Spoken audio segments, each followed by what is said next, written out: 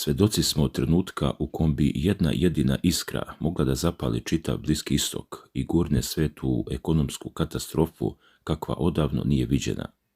Može li se uopšte kontrolisati sukob na čijem se poprištu lome ključni putevi svjetske nafte ili je veliki rat već počeo, a da toga nismo ni svesni?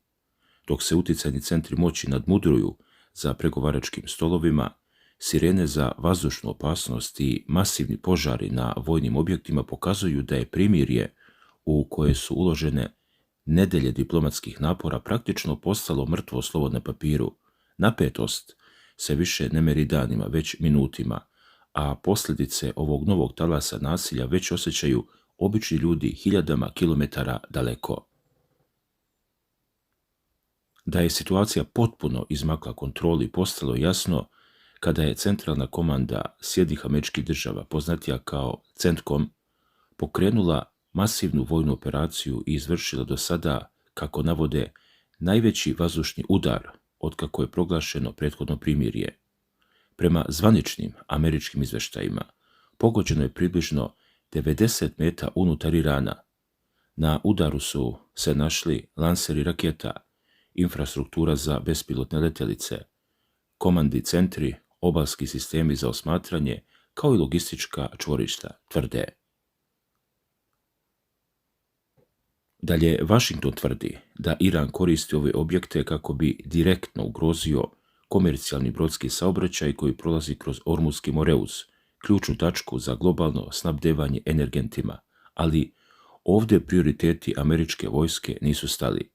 Prvi put od stupanja na snagu primirja pogođen je i Čabahar, jedina iranska komercijalna luka koja izlazi direktno na okean i predstavlja strateški logistički centar van Persijskog zaliva. Ovaj potez jasno ukazuje na radikalnu promjenu strategiji Washingtona, koji sada otvoreno gađa iransku pomorsku infrastrukturu u pokušaju da potpuno osakati sposobnost Teherana da izvodi operacije na moru. Kako se navodi, drugu noć za redom, bombe su padale duž južne obale Irana, uključujući lučke gradove Bandar Abbas i Sirik. Na društvenim mrežama ubrzo je buknuo snimak masivnog požara za koji se navodi da je izbio u objektu vazduhoplovnih snaga Islamske revolucionarne garde IRGC u provinciji Pušer, mestu koje nadgleda Persijski zaliv i koje američki zvaničnici smatraju ključnim za iranske raketne operacije. Ovakav silovit napad nije prošao bez ljudskih žrtava i teških razaranja unutar same zemlje. Prema rečima portparola iranskog ministarstva zdravlja Huseina Kerampura, u američkim napadima tokom protekla 2 dana, kako navodi, poginulo je najmanje 14 osoba, dok je 78 ranjeno. On je precizirao da je čak 47 povređenih i dalje zadržano na bolničkom lečenju zbog težine povreda. Iranski državni mediji javljaju da je među stradalima jedan vatrogasac koji je izgubio život nakon što su teško oštećene operativna zgrada i meteorološka stanica aerodroma Iran Šar na jugoistoku Irana u provinciji Golestan, gdje su također prekinute važne transportne veze. Postavlja se pitanje šta je uopšte dovelo do ovako žestoke američke odmazde. Pazite sad, povod za ove udare leži na talasima Ormuzskog Moreuza. Sjedinjene Američke Države i njihovi saveznici u Persijskom zalivu okrivili su Iran za nedavne koordinisane napade na najmanje 3 komercijalna broda koja su tranzitirala ovim prolazom. Radi se o tankerima Al-Rekajat koji plovi pod zastavom Maršalskih ostrva, zatim saudijskom tankeru Vedian, kao i brodu Cyprus Prosperity pod zastavom Liberije. Kako tvrde američki zvaničnici, Iran je u proteklim nedeljama namjerno napadao brodove koji su koristili alternativne rute u Moreuzu umjesto onih koje je Teheran jednostrano odredio kroz svoj plan separacije saobraćaja. Iran na taj način pokušava da nametne sopstvena pravila i vojnu kontrolu nad ovom vodom. Odgovor Teherana na američko bombardovanje stigao je brzo i dramatično, što pokazuje da iranski režim uopšte nema namjeru da ustukne. Iranska vojska je zvanično preuzela odgovornost za lansiranje velikog broja raketa i dronova različitih tipova, ciljajući, kako navode, američke baze i strateške centre u Kuvajtu, Bahreinu i Kataru.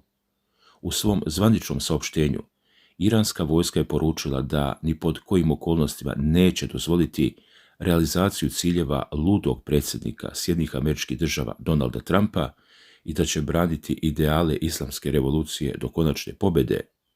Prema njihovim tvrdnjama, mete su bile raketni sistem Patriot u Kuvajtu, satelitska antena sistema za rano upozoravanje u Kataru, kao i vojni rezervoari sa gorivom u Bahreinu.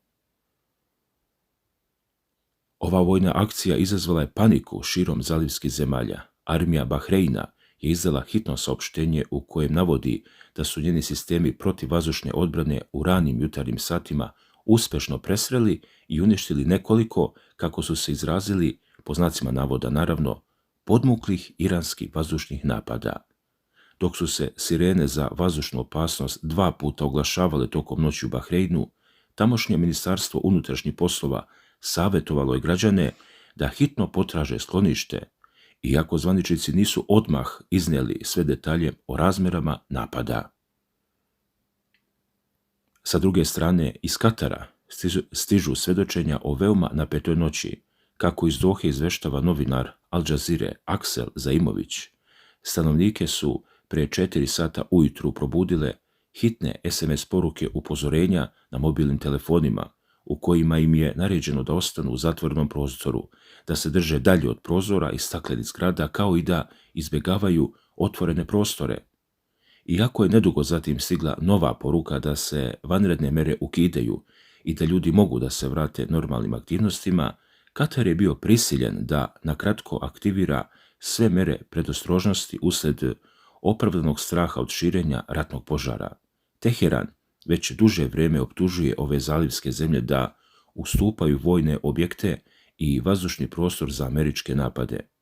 Iako te države to uporno demantuju, ističući da nisu strana u sukobu i da ne žele da budu uvučene u rat, činjenica je da su njihovi sistemi prisiljeni da presreću iranske projektile. I tu dolazimo do ključne stvari koja objašnjava zašto je ovaj sukob ušao u potpuni ćorsokak. Kako navode izveštači iz Teherana, obe strane su zaglavljene u jednačini iz koje nema lakog izlaza. Za Amerikanci je potpuno neprihvatljivo da Iran ima apsolutnu kontrolu nad Ormuskim moreuzom. Za Irance je sa druge strane ta kontrola pitanje opstanka i ultimativno sredstvo odvraćanja neprijatelja. U Teheranu veruju da bi gubitkom pozicije u Moreuzu izgubili svaku pregovaračku moć. Oni žele da prisile Vašington da se pridržava ranije dogovorenog memoranduma o razumevanju, pa zato ni jedna ni druga strana ne žele da promene svoje početne stavove, što vodi u opasnu eskalaciju. Dalje, prema analizi koju zajednički donose Institut za proučavanje rata ISV i projekat kritičnih prijetnji CTP pri Američkom institutu za preduzeće, trenutni obrazac američkih udara uopšte ne menja računicu iranskog režima. Iran je pokazao da mu je kontrola nad Moreuzom vrednija od izbjegavanja sukoba s Amerikom. Iako je CENTCOM uništio brojne obalske radare i više od 60 brzih napadačkih čamaca IRGC-a, iranska vojska i dalje nastavlja da ispaljuje manji broj projektila na komercijalne brodove kad god to poželi. ISV i CTP procenjuju da je iranska strategija izuzetno otporna jer se oslanja na mobilne sisteme, a malo je verovatno da će lansirne posade izgubiti koheziju sada, nakon što su već preživele daleko masivnije kampanje bombardovanja u martu i aprilu. U međuvremenu, Trumpova administracija je povukla radikalan potez i ukinula Iranu izuzeće od sankcija na prodaju nafte. Ovo je direktan udarac kojim se Teheran lišava glavne ekonomske koristi koju je imao prema pomenutom memorandumu o razumevanju. Ipak, Iran veoma pažljivo prati izjave i informacije koje cure iz Bele kuće. Sam predsjednik Donald Trump je, govoreći pred novinarima u predsjedničkom avionu Air Force One, izjavio da je povratak na rat velikih razmjera i dalje na stolu, dodajući da Iran očajnički želi i hoće da postigne dogovor. Međutim, Trump je kasnije ublažio svoj ton, napomenuvši da posljednji udari ipak neće voditi u dugoročnu vojnu akciju. Kako tvrde pojedini izvori iz Vašingtona, unutar Bele kuće postoji ozbiljno oklevanje prema ulasku u sukob punih razmjera, a američki predsjednik je navodno rekao svojim savjetnicima da neće pokretati novi veliki rat osim ako Iran direktno ne usmrti američke vojnike. Svestan toga, Iran koristi primirje kako bi ubrzao obnovio svoje vojne kapacitete. Izvori iz američke administracije, a prema navodima koje prenosi Wall Street Journal, ukazuju na to da je Teheran od proglašenja primirja uspeo da popravi ili iskopa stotine oštećenih raketa i lansera i da sada ponovo kontroliše više od polovine svog predratnog arsenala. Ali pogledajte kako se ovaj vojni pritisak preliva na diplomatiju i kako Iran pokušava da zaobiđe pravila. Član 5 pomenutog memoranduma o razumevanju jasno obavezuje Iran da obezbedi siguran prolaz bez plaćanja taksi za sve komercijalne brodove u trajanju od 60 dana, kao i da o budućem upravljanju Moreuzom raspravlja sa Omanom i drugim državama Persijskog zaliva u skladu sa međunarodnim pravom. Iran je pokušao diplomatijom da nametne svoj sistem naplate, ali kada su Savjet za saradnju u zalivu, GCC, i Sjedinjene Američke Države izdale zajedničko saopštenje kojim su to odbili, Teheran je prešao na upotrebu sile. Da je to zvanična politika režima potvrđuju riječi člana Parlamentarne komisije za nacionalnu bezbednost i spoljnu politiku Alaeddina Boruđerdija, koji je jasno rekao da se saobraćaj kroz Moreuz mora odvijati pod nadzorom i upravom mornarice IRGC-a. Isto tako, portparol Ministarstva spoljnih poslova Irana Esmail Bagei tvrdi da član 5 zapravo potvrđuje odgovornost Irana za sigurnost plovidbe, te da američki napadi predstavljaju kršenje međunarodnih sporazuma. I dok medijska kuća Fars, povezana sa revolucionarnom gardom, otvoreno poziva na ometanje izvoza nafte iz zaliva, uništavanje energetske infrastrukture i preuzimanje kontrole nad još jednim ključnim tesnacem, Bab el Mandebom, državna televizija na engleskom jeziku, Press TV, upozorava da će Iran na svaki budući napad odgovoriti udarima po neprijateljskim ciljevima u srazmjeri 2:1. Ovakva retorika ima za cilj da pripremi teren za širu prisilu i pokaže da će svaki pokušaj osporavanja iranskih prava skupo koštati i Ameriku i zalivske države. Međutim, posljedice ovog sukoba već uzimaju danak na globalnom tržištu i izazivaju vanredne situacije u susjednim državama. Energetska tržišta su odmah reagovala skokom cena nafte jer trgovci već uračunavaju rizik od dugotrajne blokade Ormuza kroz koji prolazi petina svjetske nafte. Berze u zalivu beleže pad, a panika je stigla i do Pakistana. Kako javlja Bloomberg News, državna kompanija Pakistan LNG Limited prisiljena je da raspiše hitan tender za nabavku tečnog prirodnog gasa. Naime, dugoročna isporuka gasa iz Katara otkazana je početkom nedelje jer je brod zbog ratnih dejstava u Moreuzu morao da se okrene i vrati nazad. Pakistanska vlada sada u trci sa vremenom pokušava da obezbedi zamenski teret do sredine jula kako bi izbjegla potpuni kolaps energetskog sistema. Ako mislite da se kriza dešava samo na moru, varate se. Iranski uticaj i njegova takozvana osa otpora pletu mrežu širom regiona, a događaji u Iraku i Libanu direktno su povezani sa ovim sukobom. U Iraku je situacija dodatno naelektrisana zbog odlaganja sahrane nedavno preminulog vrhovnog vođe Irana, Ajatolaha Alija Hamneija. Iranska državna televizija prenijela je da je ceremonija koja je trebalo da se održi u Mešhedu odložena zbog ogromnih reka ljudi koji su se okupile u iračkim svetim gradovima Nadžafu i Karbali kako bi odale počast. Usred te gužve u Irak je stigao komandant Quds snaga IRGC-a general Esmail Gani. Prema izveštajima iračkih medija očekuje se njegov sastanak sa liderima šiitskog koordinacionog okvira i vođa iračkih milicija koje podržava Teheran. Ovi sastanci nisu novost. Slični razgovori vođeni su i u maju, kada se raspravljalo o pritiscima Amerike da se te milicije razoružaju. Istovremeno, unutar samog Iraka vodi se tihi rat za moć. Premijer Ali El Zaidi pokrenuo je veliku antikorupcijsku kampanju pod pritiskom Vašingtona da se razbiju finansijske mreže pro-iranskih milicija. Iračka služba za borbu protiv terorizma, CTS, uhapsila je oko 50 ljudi, ali pojedini članovi koordinacionog okvira sada pokušavaju da ograniče tu istragu.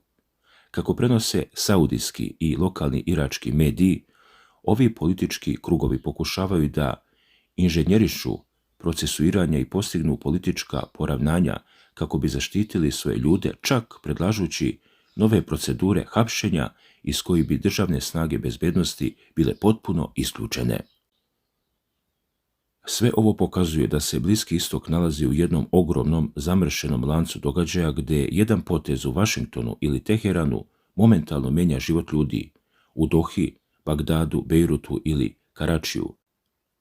Katarski premijer, šejk Mohamed bin Abdul Rahman bin Jasim Al Thani, objavio je hitan telefonski razgovor sa iranskim ministrom spoljnih poslova Abbasom Aragčijem, oštro osudivši napade na komercijalne brodove i upozorivši da takve akcije ruše poverenje i uništavaju regionalnu stabilnost.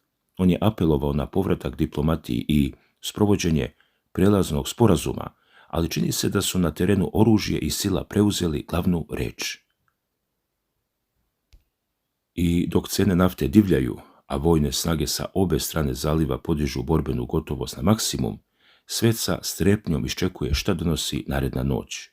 Da li prisustvujemo posljednjim danima diplomatije na Bliskom istoku i da li je Ormuski Moreuz zaista postao tačka sa koje nema povratka? Mogu li velike sile i regionalni igrači da pronađu zajednički jezik pre nego što sukob preraste u rat koji će uvući ceo svet ili je točak već pokrenut? Šta vi mislite o potezima Irana i Amerike i kako će se ova kriza odraziti na sve nas? Napišite svoje mišljenje i procenu u komentarima ispod videa. Svako dobro!